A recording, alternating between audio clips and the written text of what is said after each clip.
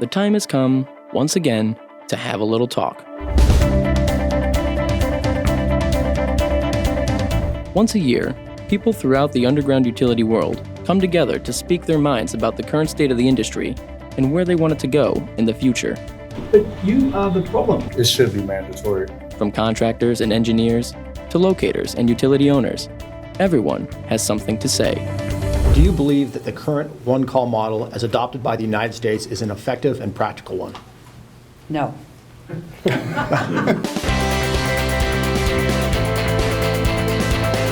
150 people, 24 roundtable discussions, and 4 panels, all grouped into 4 different themes: the perception, the reality, the crystal ball, and the journey. Over the next few days, we'll be highlighting each topic with key moments from the best tables and panels. The system's broken. Sucks to be you, we already got all these customers. You never say never and you never say impossible. In our biggest roundtable event yet. In light of cancellations across the world, Planet Underground is proud to deliver you crucial, honest, and timely industry commentary that you can watch from the comfort of your home or office. We want everyone's voice to be heard. So pull up a chair and join the conversation today.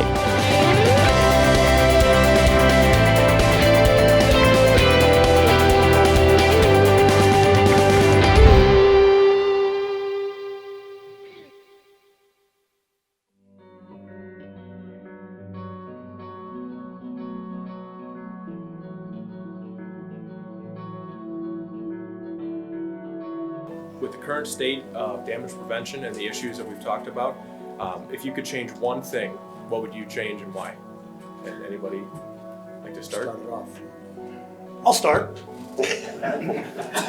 Since this conversation came up quite a bit today, it's basically the ability to call in an unchecked amount of work without consideration for the resources available to complete that work. And it's a safety issue. It's in some of the areas, at least within the state of Illinois, we had this year in some counties, we were showing 150, 175% year over year volume increases. That far exceeds the available resources. So to simply issue a locate to a contractor with the perception that that locate should be completed within 48 hours, kind of an unsafe practice. Meanwhile, our organization has to turn around when that locate comes in immediately to call you back to say, I understand they just told you that it's 48 hours. Unfortunately, we're pretty far behind in this area. It might be 3-4 days before that locate gets completed.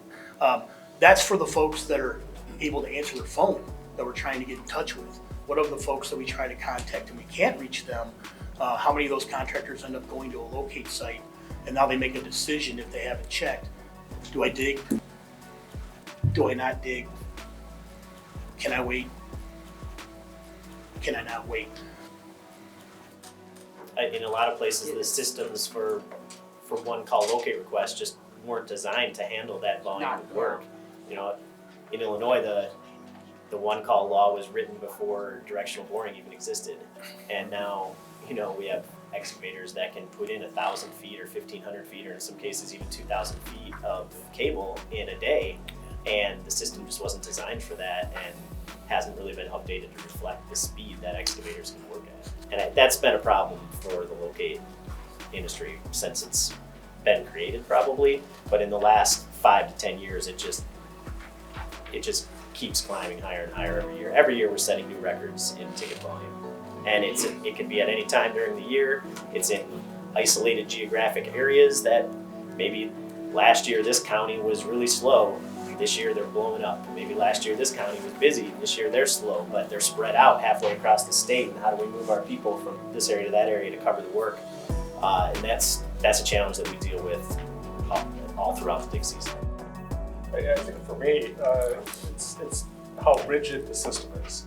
The system was really, the damage prevention 811 system was really created in the 70s and 80s in a time using technology that was available in the 70s and 80s and expectations that people had and society had in the 70s and 80s.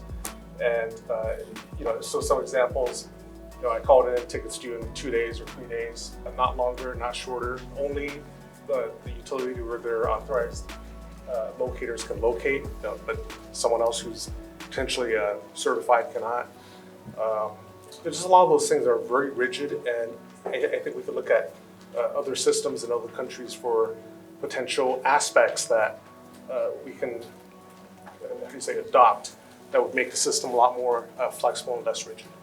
I still don't understand why facility owner operators are paying for you to dig a hole. I don't get it. Yeah, they own the infrastructure, but if you look at some other continents, you're still required to call into some type of processing center to notify the facility owner operators that some excavation is planned or to take place. But the facility owner provides a print, don't hit it, have a nice day. And the irony of it is, there's no requirement it ever get located, ever. Just don't hit it. So if I want to bring a vac rig out at my type of excavation, my type of surface conditions that would allow such, I never mark anything, I just cut a trench with a vac rig. It literally becomes impossible to have late locates. Because if it's late, it's because you, the person who's supposed to locate it, failed to do so.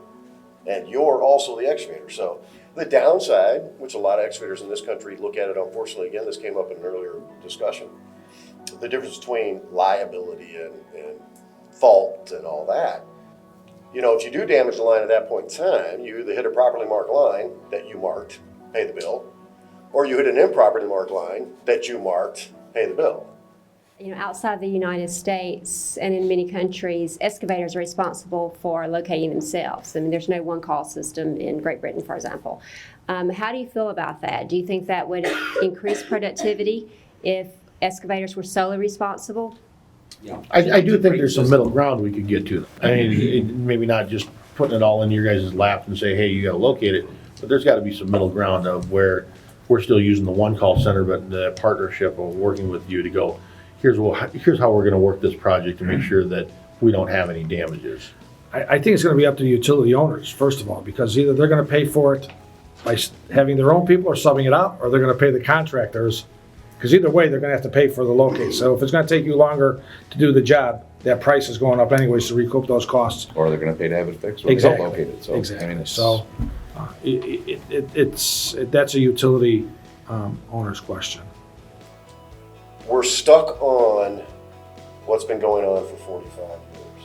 I can't fix yesterday, but we can make an attempt to fix tomorrow. And if we keep saying, but, tomorrow we'll look at today and go, but, it'll never get fixed. So we have to start thinking outside this box. So in the long run, it actually can become more cost effective for the entire process. You're right, Dave. I mean, the whole thing becomes more cost efficient if you do it. Nobody is going to mark any more buried utilities than they need to in order to complete the excavations they're going to do. The other thing is, you know, I hear this liability talk. You know, as a contractor who's putting a shovel in the ground, wouldn't you like to have control of your own destiny? I mean, you go out there and you're looking at marks that somebody else put down, and you're still know that's only probably his best guess, right? So you want it to be your best guess or his best guess that you're digging on? I mean, to me, there's very little difference in the amount of liability that you're taking on. Well, right, and some people are doing it anyway, right? I mean, there are people that are doing the post 811 locate because they want to do the check themselves, so it's almost no added cost to them to do it. If the problem is a bottleneck with the number of contract locators, isn't that where the problem is? You're saying you can't staff up your locators. Oh, no, I think you could staff for whatever the number is. You could staff, not easy now, but you could get to a number. Problem is you don't know if that number is enough. So if that's the bottleneck, if you've got millions of tickets coming through one-call systems, you've got 15,000 locators in the US doing all this work, and there's hundreds of thousands of excavators, empower the excavators to locate, and you won't have the bottleneck. It's simple. So train the excavators to locate, let them locate. You guys can help them, but you are the problem. You guys, you've got 15,000 guys locating. If you made that 100,000 guys, we wouldn't have a problem, but no one's going to do that. You can't afford it. You've got these contractors sitting out there waiting for you guys to locate. They've got guys waiting to do something. Well, the problem you're going to run into with that, though, is if the contractor's going to do their own locates, are they also going to accept the liability of them Well, just that's locating? a different problem, right? But you guys are accepting liability. Utilities are. Why can't an excavator? None of of us are willing, unfortunately, to take off our own shoes, step into the other guy's shoes, and actually see what the impact we're having on the world is. And until we do that, that's why, again, I love the idea of the one change I would see. Coming up with a notice of too busy or some type of throttling the one-call process is more realistic, I think. But going to where the excavator is responsible for locating, whether you would contract somebody like a Gerald or you hire your own guy or whatever the case may be, if we go that direction, volume is no longer relevant. But going back to perception, we're under some perception that's 40 years old that locating operates the same way it did 45 years ago. When utilities did locating in-house, they understood the cost of the program. They understood the liability and the damage costs that they incurred when their facilities were hit, because as Dave pointed out earlier, they had all that liability. Well, that liability has been long since removed, as has been their own cost internally. Locating's been commoditized. You know, it's a line item on somebody's budget. Does anyone here know of a highly efficient, effective industry where party A in here, called the contractors, dictate volume, right? Party B does the work, the locators, contract locators, most utilities use contract locators, and a party C pays for everything.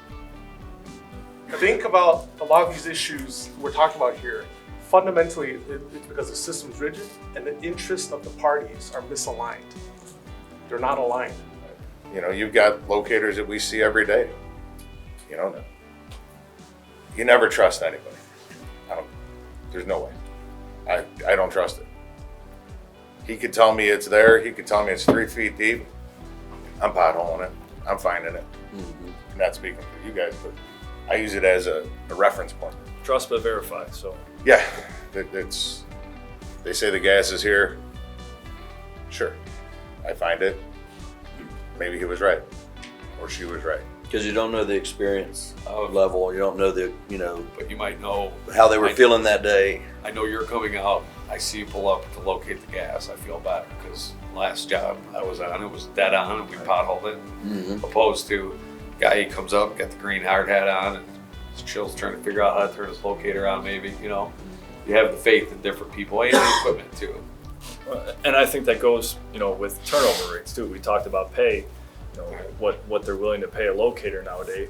Who's going to stay in that position for long when you can go Costco and push carts for the same amount of money with less responsibility? Yeah, I don't think they have, a locator per se doesn't realize, just the power. How important that position is. Yeah. I'm not sure that all of us give it that much credit either, how important that position is. There's a lot of training involved to locate. There's a lot, they're an expert at it. I've been an excavator and locating company, so I know both sides of it. And there's no way that I'm going to train my excavating group that are trained to do their work to do locates too. I can't, it's just not. But they can outsource it. They don't have. Why can't Mike hire me to do? Well, still, it's resources. Resources is people. You talk But that would be part of your bid moving forward, is the law requiring you to do it. Hang on a second, okay? Talk about the one call and it's unlimited. You can call in unlimited tickets tomorrow. Why can't there be quota? Why can't they just book into another day? You call any other industry and to get an appointment, if they're full, you gotta go into the next day or plan it next week. Again, I think there needs to be some regulation put in to restrict the volume of work. And that would require communication, I think, between the facility owners and the one call. Our capacity on this day is X. And if that's all we can handle and deliver quality service to the public, then that's what we should be accountable for. Not sure how that's going to affect on the other side of the house, right? As a contractor, well, I can only call in so many tickets. I need to call in at a different time or what have you. But I do think if you continue to have an unlimited volume that no one knows is coming, you're going to run into these situations again, because we could have the same thing happen in 2020. The volume could spike again because of all the education, because of all the different things that are going on in the industry. More and more people are calling in tickets. So as a contract locator, I'm on a budget, when we do our budgets for 20, I'm thinking, okay, it's gonna be 20% higher. Well, what happens if it's 50? We're back in the same situation. So that is the one change I'd like the industry to kind of look at. How do we manage that volume and control it so that, having rolling start dates with contractors. But if they know our capacity is X, if they want to get into above that, then maybe there is a charge to the excavator that you're gonna go on our emergency locate rate, and we're gonna charge you for having a person available above our capacity. And how much would it cost me to get at the top of the list without an emergency? Exactly, those are things that you would work. Who are you gonna pick and choose? Well, the big thing is gonna be is whose tickets get located, whose tickets don't get. But it's really not that as much as it's a volume thing. It's not necessarily saying I'm gonna pick ABC contractor because I like them. It's purely volume. It's strictly a volume call. We've talked about rolling due dates based on volume that over a certain amount. We've talked about some pricing, surge pricing, if you will. In my eyes, those are somewhat band-aids of the part of the real problem. One of the real problems, or one of the things I think we can do as an industry if we have all the variables, whether it's the one-call system, the utilities, or the locators, we do a pretty good job of forecasting if we know what's coming. Look, I'll give you an example. Kansas City several years ago was where Google Fiber rolled out. Google Fiber was actually fairly awesome to us because they said, you know what guys, we're coming in 6 months and here's what we're gonna do. We're coming in 3 months, here's what we're gonna do. They weren't the problem. The problem was a certain large phone company, not to be named AT&T, said, oh God, we gotta do that too, but we're not gonna tell you what we're doing until you get the one-call tickets. Time Warner, not to be outdone, said, guess what? We better get on that train too. Now they've overwhelmed the system. Throw them all in there. While this all is happening within the telecommunications industry and burying our one-call systems, the two gas distribution companies had planned for years to change over to PE services, and they were doing the same thing. Nobody communicated on the front end about the planning about what was coming, so our forecasts on what was coming were way off. So if we had better participation of that, and I'm not saying the system's perfect by any means, but if we had better knowledge of what was coming from our mutual client for the most part, we could plan more effectively, staff more effectively. You have these fiber contractors going in and they just show up in town one day and all of a sudden you have your whole screen full of fiber install tickets, and they didn't want to communicate that ahead of time because of proprietary information. They didn't want their competitors to get that information beforehand. And so they haven't told anybody, they just show up and all of a sudden you have 100 tickets to work. Let me just ask you about when you talked about the fiber coming in, it's kind of prioritized, and I understand that they got to keep it low key because other people and all that. So how do you guys handle that on the scheduling stuff? Is it like you said, is it different phases? Do you work with them or how's that? We try to work with them. We try to meet with their supervision to say, okay, so we know you're going to do all this work and all here. How are you doing this? Let us help coordinate this. Let us know when you're going to be there, how you're going to be doing this. That way we can get ahead of you and stay ahead of you. And some folks like that bring in 1 or 2 crews and it's easy to stay ahead. And then other times they bring in 5 or 6 crews and everybody's all hands on deck trying to get ahead of it. Right. So it's a matter of communication. There's somebody that's really not at the table to help you forecast what you're going to need, and that's the municipal side. Whether it's those trees, because they have budgets. Their budgets are put together. They didn't just all of a sudden decide they're going to replace all these trees and it's not in their budget. They don't have the ability to do that. And same thing, the sewer and water side, they know how old their system is. Outside of the emergency breaks and that are getting done, obviously the more it happens, they know they got to fix their system. And again, it's engineering, it's applying for state revolving funds, it's applying for federal grants, it's, bonding or whatever they're going to do to pay for it. They know so far in advance what's going on. There's no reason that they can't be more involved to help eliminate some of this and help you guys forecast. And they don't have a proprietary. Right. But can't we even expand that further? We've talked about the year-over-year increases of ticket volume. Up. The one constant, here's the law, 48 hours, 2 business days. It's still the same, but everything else has changed, right? The amount of plant in the ground, the amount of efficiencies, everything's changed. But I'm gonna hold you accountable to something from 1980 that, hey, 2 days was plenty of time to locate those 2 utilities in the right-of-way. Well, you know what? There's now 6 there and 3 abandoned. but you still have the same amount of time and the volume's going up and up and up. It just doesn't make sense. So should these audits be mandated by law? Should they be mandated by the utility parties, or should it just be on the contractors themselves to decide to do it? Myself, I think it should be the utility companies. It's their product, it's their system.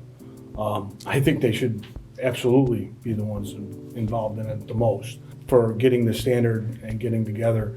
I know there's a lot of utilities, but if they can get on the same page, it puts you in a position to succeed as a locating company, as locators, as oversight to that system. It would have to be driven by law, by regulation.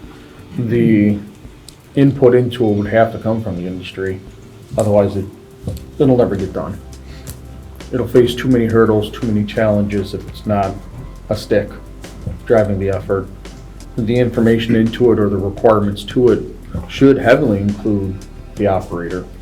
Otherwise, how do you know it's tangible or it's a valid objective? Sure. But knowing that there's value in having that information, why do you think it's not being done as often as it should be? From the facility owner standpoint or the utility owner standpoint, you'd think they'd want that. That's a great question of cost. I mean, I would assume. But if it's going to save money in the back end, tradition maybe, the way it's done. It was always done that way, but I agree with you, exactly what you're saying. Why aren't they doing it? Right. So apparently it's probably not cost effective. So. Is it because we're not collecting the right amount of information to demonstrate or educate them that it's actually cost effective? I don't think so. I just don't think there's anybody driving the bus. I mean, every pothole that we're talking about, people digging and somebody's either putting a GIS point on it or a survey route on it, that information is collected and sitting someplace. I mean, we've been in projects where we've potholed the same area 4 or 5 times for different clients. You'd think at least the municipalities that we work for would want that information, right? You get a contractor out there that cameras every sewer, and then they take that information and gives it to the client, but not to the municipality going forward. 5 years later, they do a road project, what do? They go out there and have somebody else camera the sewers. The problem is the driver of all of this thing. And I've been a big mouth about this for a lot of years. A lot of my board hates me for this, even some of my fellow employees. 99% of the 811 problems are generated by the member companies of the 811 systems. Either generated by or refused to be paid for by the utility owners themselves. Until we get to a place where they recognize that $3.9 million today beats the heck out of $140 million tomorrow, it won't change. I don't think the excavating industry has the political pull. It might have the will, but not the pull to force multi-billion-dollar investor-owned corporations to change tack. So it has to come from the industry, not just an excavator, not just a locator. The industry has to decide this is the way we need to move forward and literally push it.